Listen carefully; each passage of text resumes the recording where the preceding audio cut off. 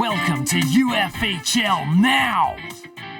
A close-up look at the ultimate fantasy hockey league. The most realistic fantasy gameplay. High stakes. High reward. Here's your host, the owner of Dmen's domination in the UFHL, and the mighty Mallards of the UFAHL, Dmen.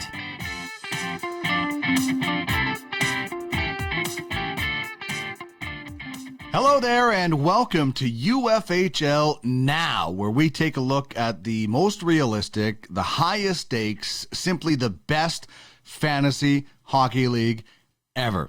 Very proud to be involved as the owner of that logo behind me, Dmen's Domination, the Mighty Mallards, and an affiliation with High Level Scouting, of which Craig Button is our president of scouting, and he joins us on Tracking the Draft here on the Ultimate Fantasy Sports Network every Wednesday. Yes, we are proud to be on the UFSN. You can reach us on Twitter at UFS Network. You're going to want to know that Twitter handle if you don't already, as we're going to have a merchandise giveaway a little bit later on in the show, and you're going to need to know the details of that Twitter account. We'll give it to you again, but just so you know, if you do want to reach out to us, if you have a fantasy sports show that you think would fit our platform, our network, please send us an email at UFSN@UFFsports.com, and you can follow Dmen's Domination on Twitter at Ducks Domination. Wow.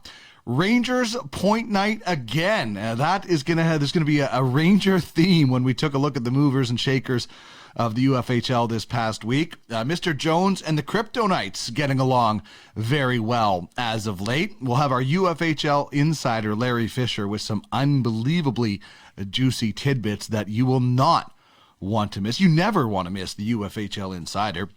We're going to take a look at the top 5 defensemen when it comes to fantasy points this week, or overall rather, not just this week, but overall in the UFHL. And we, of course, will take a look at the top 10 when it comes to standings in the Ultimate Fantasy Hockey League. So without further ado, let's jump into the details about the UFHL now.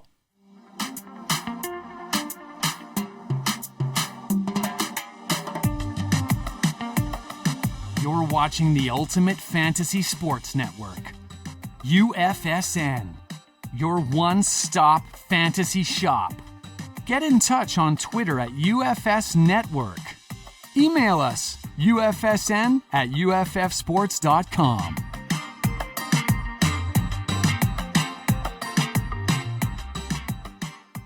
Oh, sorry, I was just caught admiring my brand new Ultimate Fantasy Sports Network golf shirt. You can get your very own at the merchandise shop of the UFHL. Some great logos out there. I love being able to wear this logo almost as much as I love that logo, because we are building something fun and certainly I think something pretty special here with the UFFS. We've got golf coming, so much going, and this UFSN is so much fun. We've got some actually some cool stuff. Rob Love had a really cool show from Fanalytica the other day looking at the first round draft. So more shows are coming. And I don't know what Mika Zibanejad is going to do for an encore as we start to take a look at the movers and shakers from the past 7 days, but he does it again. I love it that I don't have to change logos. 13 points ahead of Nathan McKinnon for the most points in the last 2 weeks for Mika Zibanejad because he's lit up the Flyers.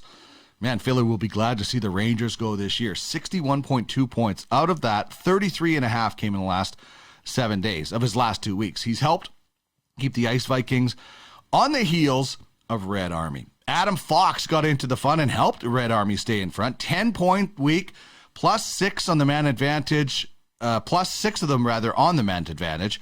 33.45 points. Just that close from being the top dog. Zibanejad had a 33.5. Fox, 33.45. Wow, that is a photo finish. And rounding out the Rangers trio is Ryan Strome, an 8-point week, piled up the shots. I still can't believe the Oilers traded him when they did. Just one of the terrible moves of the Chiarelli era. And Kamikaze reaped the benefits of it this week for Ryan Strome. So good stuff there from the New York Rangers. And man, the Rangers, Philly, that's like must-see TV now, because you're going to see, a Flyer / Red Army goalie get lit up quite a bit. So speaking of goalies, this one stood tall. Another one, Martin Jones, helped the Crypto Knights with 2 wins and an OT shootout loss. Just 4 goals against in 3 games on 120 shots, 116 saves. Very, very impressive. Jones is ranked 31st among goalies with 66.5 points, had 24.7 of them this week. He is not a kid anymore, but Crosby came through for the Brutes with 28.2 points since we last chatted. Good enough for 4th spot in the last 7 days. A lot of shots from the Brutes' number 1 pick in the redraft. And Yanni Gourde helped the Monarchs with almost 25 points since last Friday. Got it done with goals, assists, and some hits. He's outside of the top 75 overall fantasy points-wise in the UFHL, but swinging with the big boys this week. So that's a lot of times how you win in fantasy. You get your points from the stars, and then somebody else steps up. And some defensemen have really been stepping it up this year. As we take a look at the top 5 in the UFHL when it comes to fantasy points, you got Hedman at number 1, 133.9. And that's a decent lead on Darnell Nurse. Who would have thought that would have happened this year? 129.35 points. Dougie Hamilton at number 3, and there's quite a gap and quite a drop between 1, 2, and the rest of it, just under 115 points. Jeff Petrie on his heels at 113.45, and Chris Letang of the Penguins and the Outlaws rounding it out at 111.7. So here's how they get it done. Hedman, assists and points. He's leading in both, decent amount of shots with 80. Darnell Nurse doesn't have as many points, but the second most goals, and he gets plenty of fantasy points for penalty minutes and hits. Plus, he's had more shots than Hedman, even though he doesn't get first power play time in Edmonton. That goes to Barrie. So that's an interesting stat there. Dougie Hamilton lives off assists and shots. Decent numbers in other categories, but 23 helpers and 100 shots. Leads all defensemen in shots. Also has a game-winning goal in there. Jeff Petrie has more points per game than Dougie Hamilton, but not overall fantasy points. But he does lead all defensemen with 11 goals, 4 of them on the power play. He also has 80 shots. Has 51 hits, but has played the least amount of minutes in the top 5 defensemen, which is interesting. Not by a whole lot, but still. And Chris Letang, high in points, 3rd in minutes, has power play and game-winning goal, and plenty of shots. So defensemen getting it done, I guess you might say, a little bit differently throughout the UFHL. And we take a look at the top 10 now.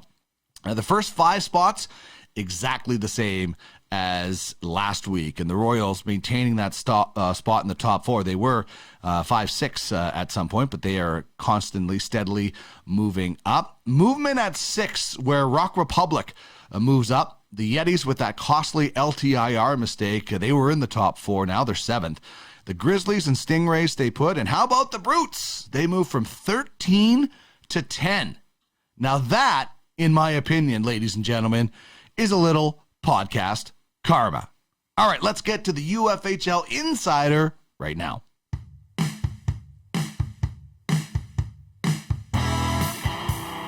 Time to get the scoop on the UFHL with our insider, Larry Fisher.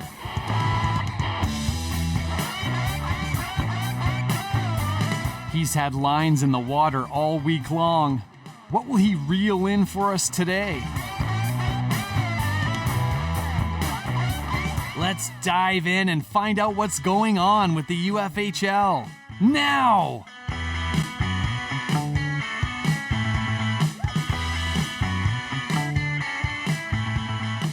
Always glad when I can bring in the UFHL Insider, Larry Fisher. And as we get closer to that trade deadline, man, this segment is getting busier and busier. And, some really, really big news off the ice to talk about this week, Larry.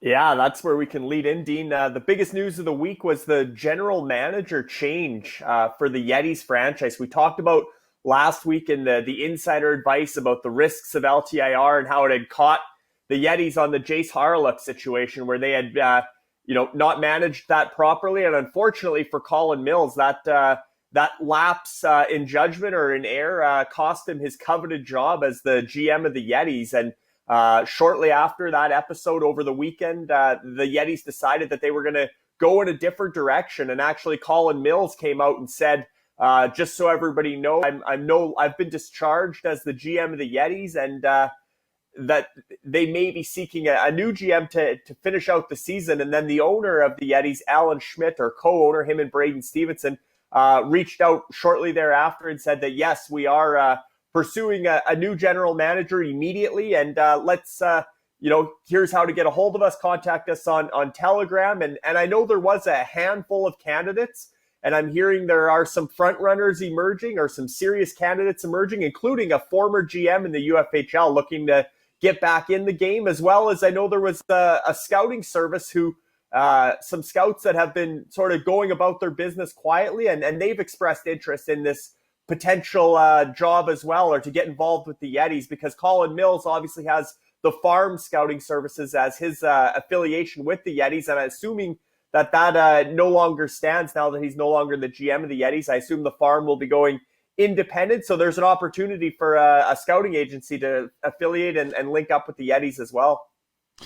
Man, that's why we talk about all the time is you need to know the ins and outs of the CBA. You need to know everything about what happens in the NHL. You can't just rely on websites. You got to track things in different spots, and that's why this isn't just your $100 fantasy league. It's the most realistic fantasy league ever. And with that realistic edge comes a lot of trades, and we're going to see probably a lot of them leading up in this segment until the trade deadline. But one big blockbuster on the blue line got things started this week. Yeah, the big trade that shook things up was a swap of big-name blue liners.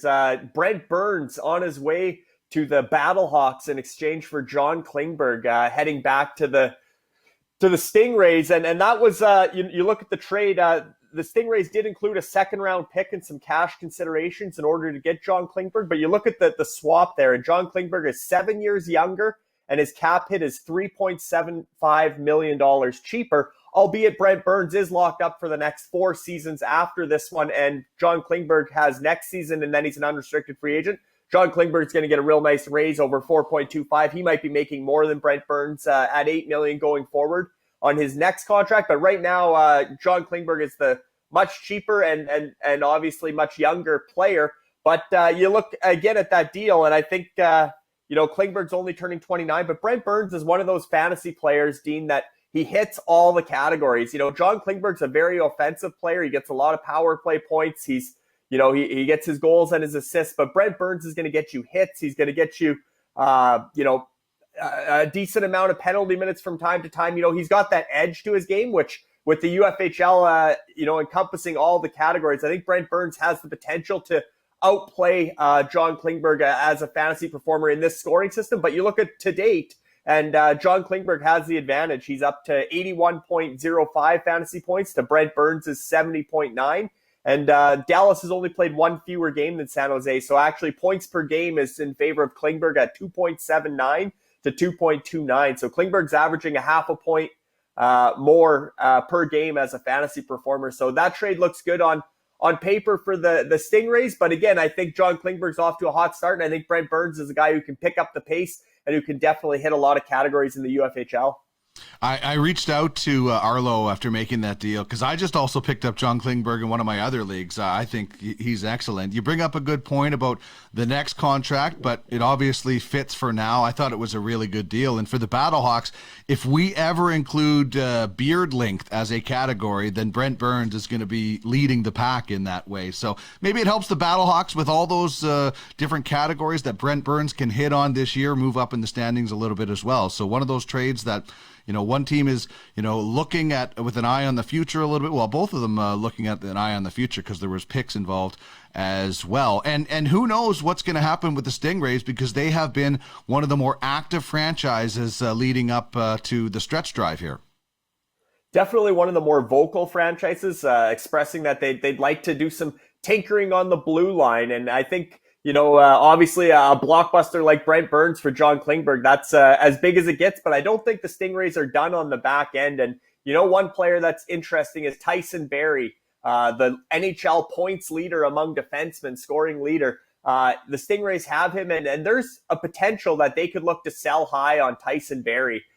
You can imagine how much interest there is with Tyson Barrie on that Edmonton top power play unit, and he's been racking up the points. But you look at Tyson Barrie's contract situation as well. You know, he was in a 1-year sort of show me deal, and he's been showing off quite well. So you know he's going to get a handsome raise, whether it's in Edmonton or somewhere else next season. So the Stingrays, with an eye to the future, but also the present, could look at moving another guy, be it, we know they're trying to move Oscar Klefbom, who had successful surgeries targeting to return next season. The Stingrays are in the hunt. They're in the top 10. They want to move Oscar Klefbom for a player that can help them win now. That makes sense for the Stingrays, but don't rule out Tyson Barrie potentially as a sell high candidate for the Stingrays. If they could get a similar offensive player who's maybe flying a little under the radar, another John Klingberg type guy there. But I think, the Stingrays are open for business, and they do have a number of defensemen, including guys like Cam Fowler and Michael Matheson. And, there's a number of guys there on the back end with the Stingrays that they're willing to shake that blue line up a bit more between now and April 12th. Well, I imagine they'll be getting a call from us about Justin Schultz because he is one guy that we'll be putting on the block when the trade deadline gets a little bit closer. And we talked about that deal before. It also had ramifications that worked out well for the Blizzard. Yeah, so the Blizzard are in a position to retool for next season. And the owner, Dylan Wheaton, he's actually got the franchise up for sale on Mintable right now, which is kind of a cool feature for the UFHL. But Dylan Wheaton's open to selling the franchise, but he's still trying to, retool and make sure he's got the if he's going to sell, he's going to leave it in good condition and good shape. And so he managed to, again, when the Battlehawks wanted to bring in an $8 million Brent Burns, they just didn't have the cap space. They had to dump a contract. And that cap casualty ended up being Marcus Johansson, and the Blizzard were there to scoop up Marcus Johansson for, essentially next to nothing. Joachim Nordstrom, who's on a league minimum contract. That's why he was included, and a second round pick. So a very buy low option there with Marcus Johansson. And lo and behold, Marcus Johansson scored for the Blizzard last night. Just his third goal of the season with a $4.5 million cap hit. But Marcus Johansson has a track record of active. So his production should trend up, hopefully for the rest of this season, but certainly into future seasons for the Blizzard, as this is a dynasty league. And that's a potential building block, albeit a big cap hit. It's so funny how some guys, when they either get put on waivers or they get traded, we've talked about Malkin, Sam Gagner in the past, but it's almost like they're listening to what's going on in the UFHL. And if they are, they're always going to find that the Royals are keeping things interesting. We could almost have a Royals note in here all the time because there always seems to be something going on. Yeah, and maybe that's what the Royals are doing, right? Maybe they're trying to spark their players a little bit, light a fire under them. Because last week it was Dominik Kubalik they were dangling and pulled him back, and then shortly thereafter they put out Denis Gurianov of the Dallas Stars, who's another inconsistent sort of frustrating fantasy player because he's got all the talent in the world, and we saw him in last year's playoffs really become a force for Dallas, and then this season hasn't picked up where he left off necessarily, but the potential's there. So they put Denis Gurianov out on the trade bait board as well, and then reeled him back in too. So both Kubalik and as well as Gurianov are, the names are out there now. Everybody knows, as much as the Royals said, oh no, we're not trading them now, they're still available. And if the right offer came, they would still move. But the point you made, Dean, is a great one, that the trade bait board, because you look at last week, David Krejci was out there for the Brutes. The next night, he gets a 3-assist performance, has his best fantasy points night of the season. Yeah, Marcus Johansson gets moved. He has a big night. We've seen Sam Gagner go on waivers, be claimed off waivers, and score a hat trick in his next game. So there's something to this UFHL trade bait board, or players taking notice that they're being disrespected or put out there in the UFHL. And another one that we can talk about this week too is the West Coast Express put Evgeny Kuznetsov on the trade bait board, and he bagged 2 goals the next night. So this is a trend that's coming along here in the UFHL. If you want to spark your players, just throw them up on the trade bait board. No doubt. And it's really interesting as we approach the April 3rd. Is it 12th? No, it's the 13th, isn't it? The deadline? 12th, yeah. Yeah, April 12th. Yeah. So as we approach the April 12th deadline, It's interesting that whether you're a buyer or you're a seller, there seems to be a lot of options out there. And when it comes to the Crypto Knights, they have some intriguing ones. Yeah, and the Crypto Knights, keep an eye on the Crypto Knights because they've been closing the gap on the Blades of Steel in the standings in that Lemieux division. They're only 150 points back. The Blades of Steel seemed like they had the stranglehold on 10th place for quite a while. And then recently they've started to slide a bit and they're down in that. I mean, 10 to 15 is very close in the UFHL, but the Crypto Knights were kind of looking like they would be, in next year mode. And now that they're closing that gap, it's going to be more interesting to see if the Crypto Knights are buyers or sellers at the trade deadline when that date officially comes. A little over 2 weeks away, you can make up 150 points pretty fast in the UFHL. But you look at the Crypto Knights, and they did update their trade bait board or their trade block in this past week since the last episode of UFHL Now. And you're right, the intriguing names, David Perron. We all know David Perron is another one of those guys who hits a ton of categories in fantasy.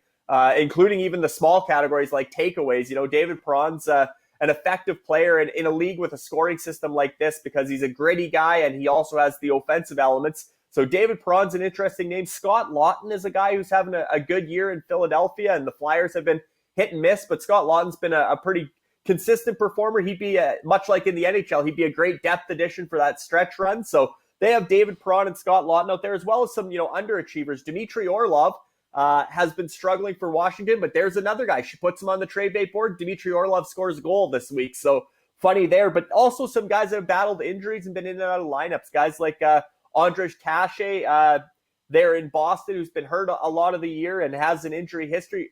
Antoine Roussel, who's been injured as well. And, he's most effective when he can play that under your skin grinding style in Vancouver, and he can't play that if he's playing hurt. So Andrej Kase, Antoine Roussel, and Sonny Milano, who hasn't been able to stick in the NHL as a regular yet, has a ton of skill, looked good at times in Columbus and in Anaheim, but he's sort of a tweener at this point. So those three guys, I doubt will have a ton of interest just because they're technically either injured or they're cold right now. But I think David Perron will get interest for the Crypto Knights, as well as Scott Lawton. And if Dmitry Orlov keeps showing up on the score sheet, his value or his stock will trend up between now and April 12th as well. Well, the Crypto Knights, it's only about a 19-point gap for them to try to get into the playoffs, so that's interesting. The West Coast Express, you kind of mentioned them earlier about putting a player on the board. They're in that playoff position, but it also sounds like they are willing to make some deals on, I'm not sure which side they're going because they're in a pretty good playoff position right now.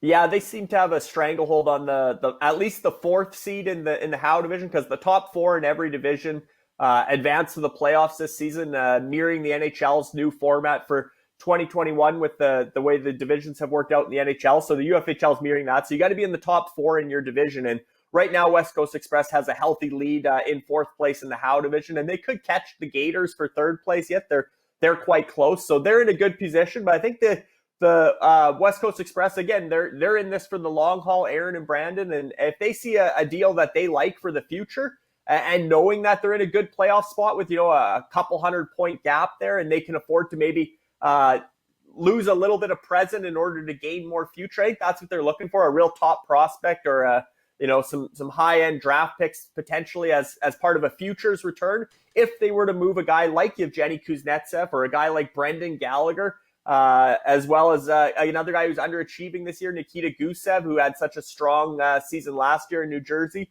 Another guy who's kind of an inconsistent fantasy performer, Eric Gustafson on the Flyers blue line. He gets some power play time there, but he's a guy that's been a frustrating fantasy guy. And then some guys that are or one guy that's trending up this year, Alexander Wenberg in Florida. He's a guy that, seems to have a decent role there in Florida, and he could be an interesting pickup for a buyer at the deadline, right? Somebody who wants to have a player who's coming in with a bit of a hot hand or productive player. Alexander Wenberg stands out. With Boston's injury situation, Yaroslav Halak and Tuukka Rask, they've both been hurt at times, but Halak's back in the net now that Tuukka Rask was injured again last night. So the West Coast Express would listen on Yaroslav Halak as well as Columbus defenseman Vladislav Gavrikov. So there's a handful of names there for West Coast Express. I know they've said they would look at futures as a return, but I definitely think West Coast Express is interested in a hockey deal as well.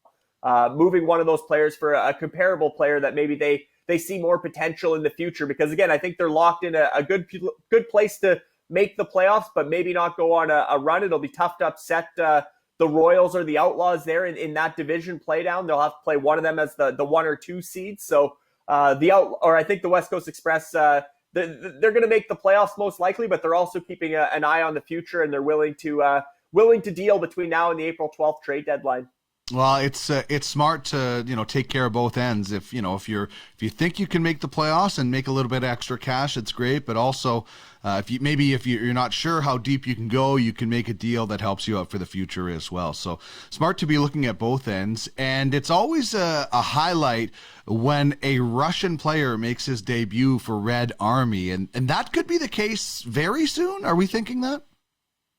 Yeah, I think patience is running thin with the silent partner, watching Igor Shesterkin sit on the protected list there, and to see Carter Hart and Brian Elliott get lit up by the Rangers in back-to-back weeks. Carter Hart gets chased there, and this week he's losing a head-to-head with Igor Shesterkin, and I think that silent partner and with Red Army being the almighty Russian franchise in the UFHL, they want to see their Russian star Igor Shesterkin get the call up for the first time this season. And now Red Army's made the moves to make that possible, because the reason Brian Elliott was staying on the active roster was with an eye to the expansion draft. But Brian Elliott's an unrestricted free agent after this season, and he doesn't meet the minimum exposed requirement, which we talked about in last week's episode. So Red Army went out and their scout acquired Keith Kincaid as a fallback option, who is extended he has a 2-year contract, so he is eligible to meet those minimum exposed requirements for the expansion draft. So they took care of that business by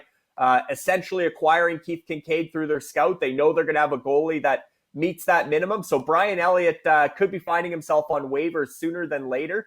And in that case, if he clears waivers, he'll go to the protected list for Red Army, but there's a decent chance Brian Elliott would get picked up. And if he does, that opens up a spot on the active roster for Igor Shesterkin. And I do think if he comes up, Red Army will be starting him ahead of Carter Hart, just because Carter Hart's been inconsistent and has actually had negative fantasy points on a few nights in the last couple of weeks.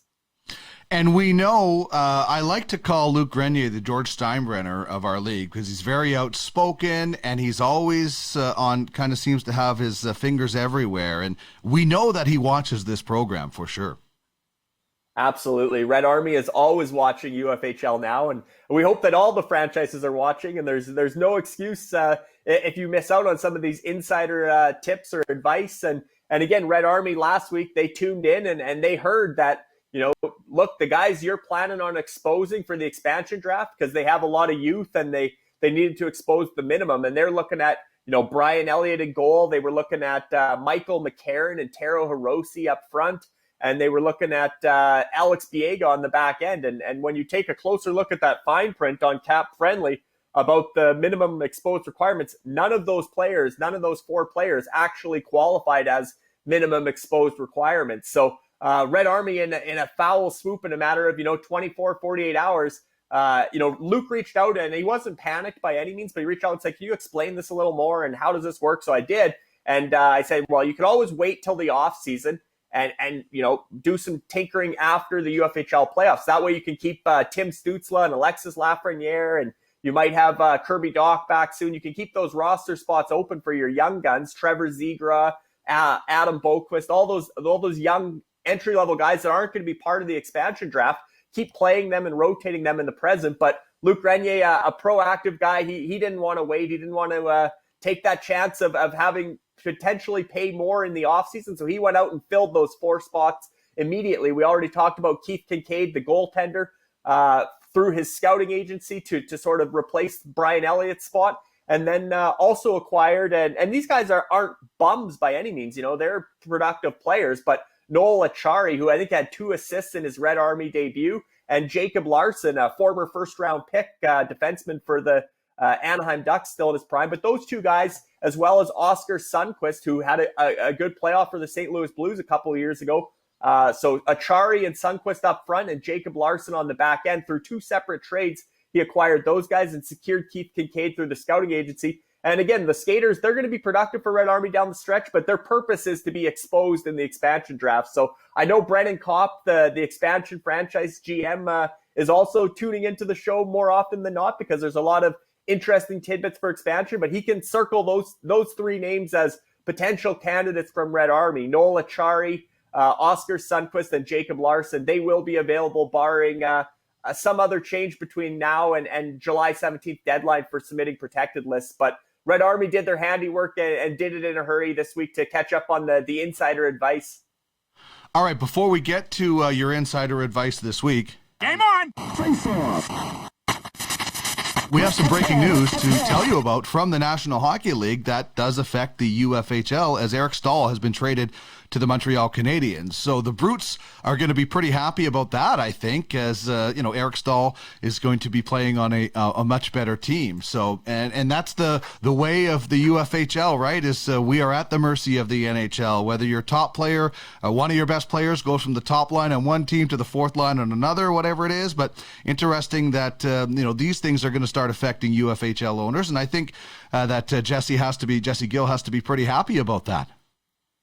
For sure. And, I think Montreal Canadiens and Marc Bergevin have had eyes for Eric Stahl for a number of years. I think when he went to Minnesota, I think Montreal was interested. So not surprising that Montreal gets a big, strong, center down the middle, because they don't have that type of player in their lineup. So I like that trade right off the bat. Without even knowing the return, I like that trade for Montreal, another guy who's going to be hard to play against in the playoffs. But for the UFHL, and actually when you look at Eric Stahl coming from Buffalo, I actually thought when he signed in Buffalo, that was going to be a great fit for Eric Stahl and for the Brutes. And I looked at that because Jeff Skinner was there, and Eric Stahl and Jeff Skinner were such a good 1-2 punch line mates, dynamic duo there in Carolina in their younger years. And Ralph Kruger's son actually played in the Carolina system. So I thought, okay, Ralph Kruger, the coach, he's going to know Eric Stahl and Jeff Skinner really well from Carolina, and this is going to click. And actually Ralph Kruger never played Eric Stahl and Jeff Skinner together at all this year, which was one of his puzzling moves in getting fired by the Buffalo Sabres. But Eric Stahl, obviously he's in the back nine of his career. He doesn't want to be playing on a team on a 15-game winless streak. He wants to be going for another Stanley Cup, because he did win one in Carolina in his real younger years, but he'd like to win another one before he retires. And Montreal obviously has a much better chance than Buffalo does anytime soon. So good landing spot for Eric Stahl. And again, when you're a franchise owner or a GM in the UFHL, you want to see your players between now and that April 12th trade deadline in the NHL landing in better situations. And so for the Brutes, Eric Stahl to Montreal, that's a better situation. And the Brutes are one of those teams. They've climbed their way into the top 10. They're sitting in 10th place. And here's another boost for the stretch run with one of your players, Eric Stahl, ending up in a better situation. Yeah, they were the only team to change in the top 10. A couple of teams moved spots, but they were the new team in the top 10. It was the third and a fifth going back to Buffalo, and the Sabres are retaining $1.6 million in salaries. So kind of a no-brainer, in my opinion, for the Habs. Also, now as we get to UHL Insider advice, this is a no-brainer as well. When you're looking at games played versus games remaining down the stretch, this is when these kind of aspects come into play, as they might not come into play, in the first quarter of the season. Yeah, and I've been having these conversations privately with a few GMs that have reached out saying, what's the key to getting a leg up this season? And I've been saying it right from the start, because with all the COVID postponements, you look at the games played, and teams have played, there's a variance. Usually you look at the NHL standings, every team's played within, 2 or 3 games of each other. This year you look, again, because of the COVID postponements, but you got the Vancouver Canucks have played the most games at 37, and the Boston Bruins have played the least at 29. So you can do the math, and if you were to trade a Canuck for a Bruin right now today, you would get 8 extra games worth of fantasy points by acquiring that Bruin. Or, the Dallas Stars have 30 games, so, they would get 7 extra games worth of fantasy points. And I think that's just so especially key this season with such uneven schedules. And again, that's due to the COVID postponement. Some of the teams that had games delayed earlier in the season, they're going to make them up now over this next month and a half, over the next 6 weeks. And if you can land some of those players with a lot of games remaining, and being a total points league, you don't lose the points that those players have already accumulated for you. So if you had a Vancouver player play 37 games for your franchise and get, a good amount of points, and then you ship them out for a Boston player, you're going to get those extra points from the Boston player, but you're not going to lose the points you had from the Vancouver player. So like you said, it's kind of common sense, but I've been having those conversations with some GMs, and I thought, we're giving out insider advice. it doesn't get much more important than this leading up to that April 12th trade deadline to really take account for the games played versus the games remaining. And you want guys with more games remaining, all things being equal. And the other thing about this league that makes it so much different than almost every league out there is, we don't stop 3 weeks before the season ends to have a playoff. We actually have a playoffs as the Stanley Cup playoffs are going on. So that's also something to keep in mind when you are trading for different players. It is. And again, there you go with the that angle. And that's so true that you're going wire to wire in the NHL regular season. So you want guys that are going to have that runway after the trade deadline to maximize your games played, which is always important as a fantasy GM, especially in hockey where there's daily lineup setting and the ability to recall players from your protected list. You want to maximize games played because any points are better than no points. Again, stating the obvious, but you definitely want to maximize your games played. And this year, more than a normal year, the way to do that is to target players with more games remaining because there are some significant gaps. And now I'm not saying Red Army should go and trade, Quinn Hughes from Vancouver with 37 games played and bring in, Essa Lindell with only 30 games. You got to keep an eye to the future because it's a dynasty league and you're not just thinking about the present. But all things being equal, the potential for those extra fantasy points is what you want to target with the games remaining angle. And then you look at the buyers at the trade deadline and what are they going to be targeting? And I think, as you mentioned, with the playoff system and the fact that our playoffs carry over to the NHL playoffs or mirror the NHL playoffs as far as starting at and following along the NHL playoff timeline, one thing the buyers want to be targeting is playoff-bound players because you win more money in the playoffs if you have more of your own players on your roster. Certainly if you're the Klein Cup champion, because that payout for the Klein Cup champion, 50% goes to the franchise, which is the GM, the owner, the staff. And then the other 50% goes to the players, evenly distributed. So you have a 23-man roster. Each of those 23 players get the same amount of that other 50% of the purse, right, or the payout. So if you own 15 of your own players, you get 15 portions of that 23. Whereas if you own 18 of your own players, that's 3 extra players that are going to get paid out for yourself. So if you're looking towards the playoff picture, and you have players from the Buffalo Sabres or players from the Ottawa Senators, teams that are out of playoff contention, and you can get a similar player, relatively a lateral move, but bring back a player that's on an NHL playoff team, you're increasing your chances to win more money in the UFHL playoffs. So certainly I think the buyers should be targeting playoff-bound players. Again, don't discount the future and the fact you're going to you don't want to downgrade a player to try and make a playoff run with and get a little extra money because that'd be short-sighted. But all things being equal, definitely a playoff-bound player could have more value than a player who's going to miss the NHL playoffs. Although you will get to fill that roster spot through the playoff draft, and maybe you can pick up an even better player than you could acquire on a playoff-bound team. But I just think that's one angle that I would be looking at as a GM or as an owner. Leading up to the trade deadline, because there are teams in the NHL that are fairly comfortably locked into playoff spots. They're not going to miss the playoffs. And there are teams that are obviously going to miss the playoffs. And I would want to upgrade those players that aren't going to be in the playoffs for players that are looking playoff bound. Yeah, and just like in the NHL, there's going to be teams that are loading up for a playoff run or a Klein Cup run, and they will be targeting rentals, just like teams in the National Hockey League do, as far as rentals equals a free agent. Exactly, and the big disclosure here is, or disclaimer here is, of course, cap space permitting, because as we've seen with the Marcus Johansson trade with the Battlehawks, a lot of the playoff-bound franchises in the UFHL are capped out, essentially, so they don't have that wiggle room to necessarily bring in a rental, an Eric Stahl or somebody at a fairly high cap hit. They're going to have to make another move to free up that cap space, but certainly they're looking at guys that they can bring in that can boost their lineup, and they are looking at pending free agents and rentals. It will work much the same, but I think the interesting thing is the sellers might also be looking at rentals, which is, in the NHL, all the rentals go to the buyers and the guys that are trying to get a boost for the playoff run. But here in the UFHL, again, we talked about last week the open spots that are needed for upcoming draft picks. And one way to open up a spot is to acquire a pending free agent and release them. So if you have we're not talking about a top end free agent. We're talking about guys that are replacement level players, I guess you could call them. And if, Justin Schultz, for example, if Duckmans are trading Justin Schultz, maybe the player they want back is somebody that they can release at the end of the season, as opposed to, it's a dynasty league, so you could keep him and inherit his new contract. But if you're looking for a spot to open up again on the protected list so that you can bring in your draft picks from the 2021 draft class, maybe you take back an expiring contract or even a bigger contract to give that buyer the cap flexibility to add Justin Schultz. Hey, we'll take back this player who is expiring and on an even salary or bigger salary than Justin Schultz.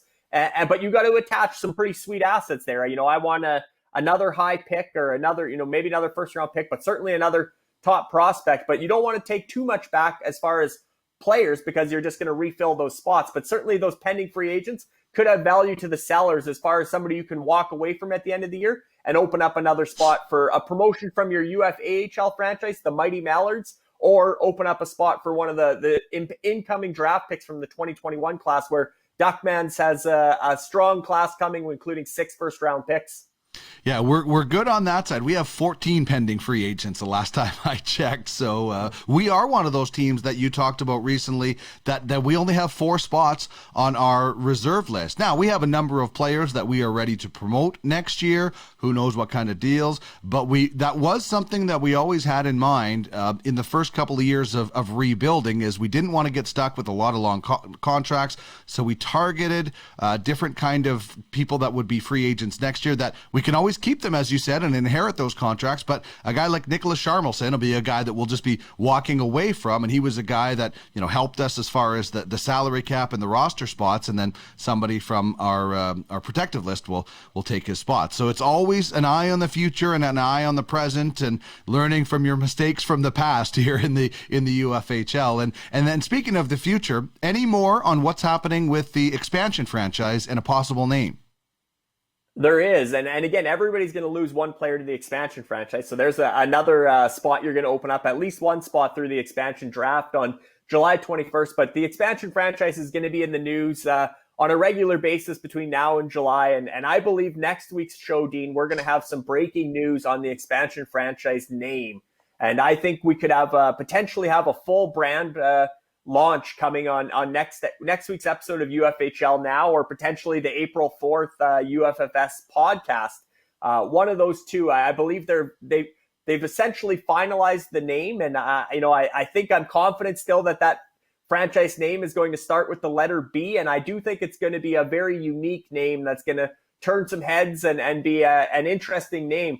And I think as far as the name, the logos, the jerseys, potentially even the hype video, the full deal as far as the brand launch. I think stay tuned to next week's episode of UFHL Now, and I think we could have some breaking news on that front.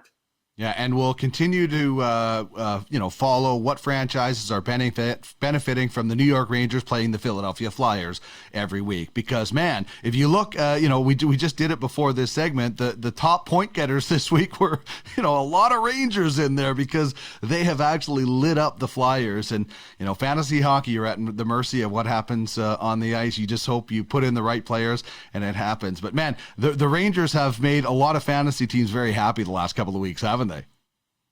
No doubt, and it must feel like deja vu for you, Dean, recapping the week that was with Mika Zibanejad again getting 6 points, 3 goals, 3 assists, another hat trick there. It was literally a repeat performance of the previous week. But you're right, we're at the mercy of the NHL as far as what happens in fantasy. And as a last note, just again circling back to the Yeti situation, I do think that announcement could be coming sooner than later, perhaps as early as tonight.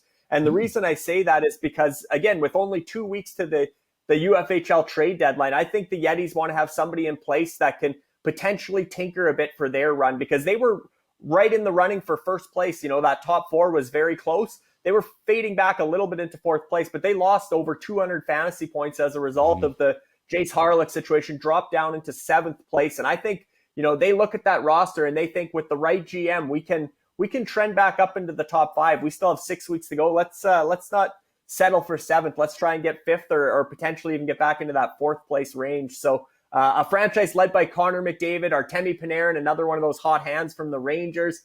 Mitch Marner, Brock Besser. There's a lot of firepower up front there, and I think the right general manager, the right fit could potentially tinker just a little bit over these next couple of weeks and get that much more production out of the Yetis to get them trending up. I know they also have the 2 goalie situation that they'd like to clear up with. I know Colin, the former GM, put Joonas Korpisalo on the trade bait board.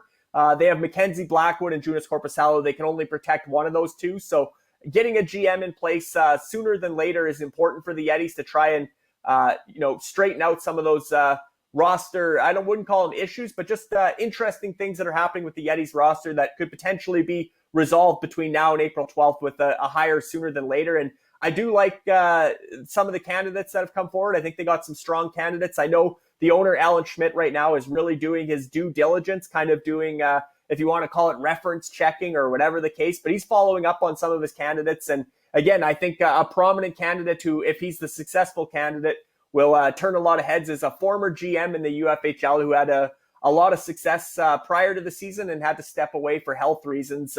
I know you know who we're talking about, but it's Adam Stevens, who really rebuilt the Outlaws, actually overhauled the entire 23-man active roster, swapped out every single player from the redraft in July until the start of the season in January. And Adam was such a big part of the UFFS community, and he's been back in a limited role as the assistant GM for Red Army.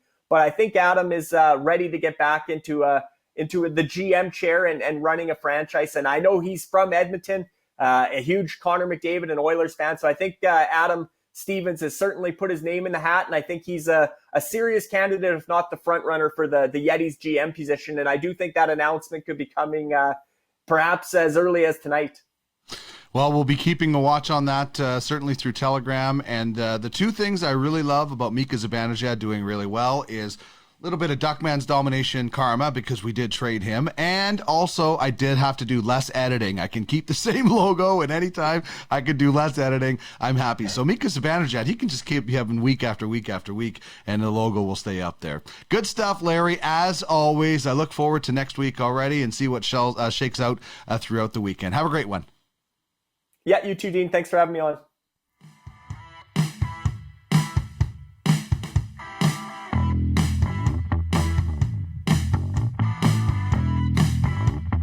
This is UFHL Now with Dean Millard. Get in the game, where you own the game.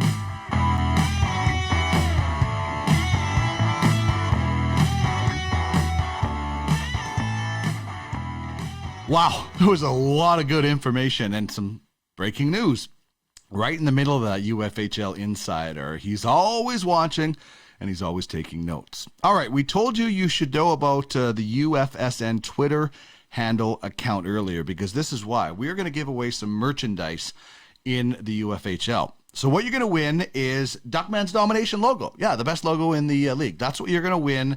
No, I'm just kidding, actually. You will get to choose your logo, and here's what you're going to get. You're going to get a shirt and a coffee mug. Very, very cool. There's a sample of some of them that are going on right now in the UFHL. You can pick Duckman's Domination if you want, but you don't have to. You can take the logo of your choice. Here's how the contest is going to work. First of all, you have to follow at UFS Network on Twitter. You can't win unless you're following the UFSN Twitter handle. So at UFSN or UFS Network on Twitter. First of all, you have to follow that. Secondly, you have to send us a tweet and tell us what logo you think is the best in the UFHL. Now, it can't be an affiliation of yours. So I can't vote for Duckman's Domination. If you're affiliated with any of that organization, you cannot vote for yourself. So send a tweet to at UFS Network. Tell us who you think has the best logo in the UFHL. And what we're going to do is we're just going to throw everybody in a hat.